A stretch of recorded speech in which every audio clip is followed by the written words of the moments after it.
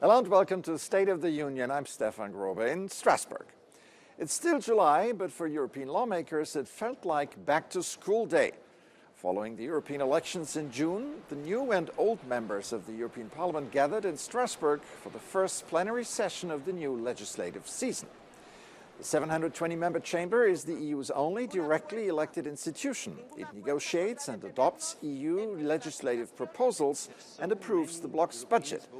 On top of the agenda this week, the election of the top positions in Parliament and Commission. No real surprise here, as Roberta Metsola and Ursula von der Leyen were both confirmed in office. Metsola, who easily won a second term, got a little emotional when she recalled what Europe meant to her when she grew up in Malta. To me, Europe was worth fighting for. It was never perfect, but we looked to the European Parliament, to this Strasbourg hemicycle, as a symbol of standards, of opportunity, of reconciliation.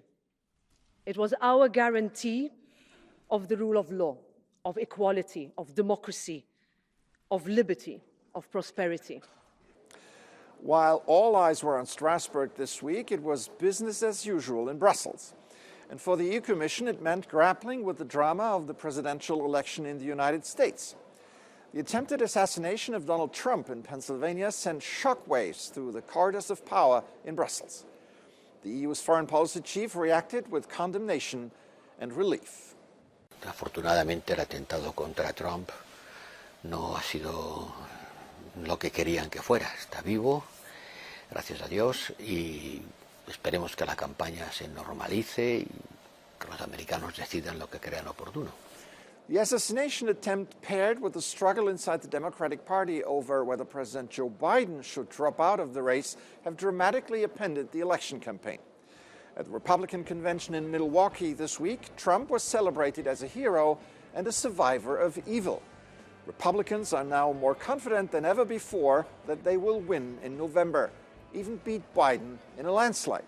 So, do we all have to fasten our seatbelts and get ready for another Trump administration in Washington? What does that mean for Europe? Joining me now is Maida Ruge, Senior Policy Fellow at the European Council on Foreign Relations, based in Berlin. Welcome to the program.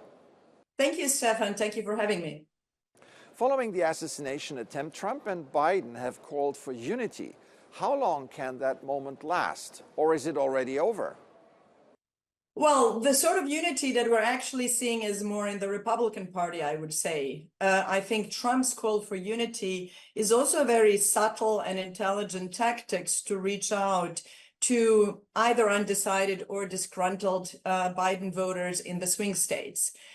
So, I'm not expecting a sudden turn to national unity, really, but more kind of an approach of unifying the Republican Party and then reaching out to voters that might be useful for President Trump. European leaders have been preparing for a Trump victory in November. Will they have to step up their efforts now? They definitely will have. I think the key question really on these preparations is not whether they should prepare and step up, but when they should have started. And I think they should have started a long time ago, at least 2 years ago. Now it's very clear that there will be a radical shift in the US foreign policy if Trump is reelected, and that Europeans will be faced with multiple policy shocks at the same time, starting from potential withdrawal of US aid for Ukraine, over radical downsizing of US presence, military presence in Europe and their role in NATO, through trade protectionism. What will bring a possible Vice President J.D. Vance to future US-EU relations? Well, if you kind of look at his foreign policy profile, not that he has an active one as a government official, but he has been quite vocal and active both in terms of interview statements and op-eds.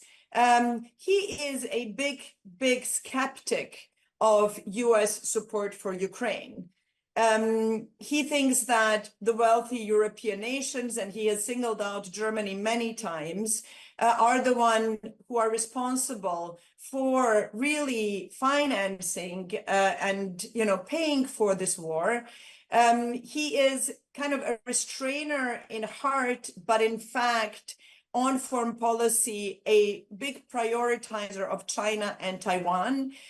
So I think that one thing we can expect as Europeans, if Trump is elected, is that J.D. Vance's appointment as vice president is going to draw in many of the foreign policy experts in the Republican ecosystem who have long been arguing that a radical shift of military and financial resources need to be made from Europe and Ukraine to China and Taiwan. All right, Maida Ruga, Senior Policy Fellow at the European Council on Foreign Relations. Thanks for breaking it all down for us. Thanks for having me. Now, if you're in that part of Europe that is suffering from sweltering heat, here's a way to deal with it. Ice. A lot of it. Animals at the Prague Zoo were given ice by the ton to provide much-needed relief from the summer heat. The ice was strategically placed around the zoo, creating cool spots where animals could find refuge from scorching temperatures.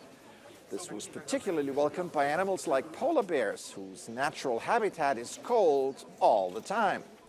It's fun and a distraction for the animals, said the director of the zoo. And because humans are like animals, well, sometimes, the zoo also offered ice to visitors, mainly children, to cool down and have fun as well. It's so easy to make new friends. That's it for this edition. I'm Stefan Grobe. Thank you for watching. Have an excellent week.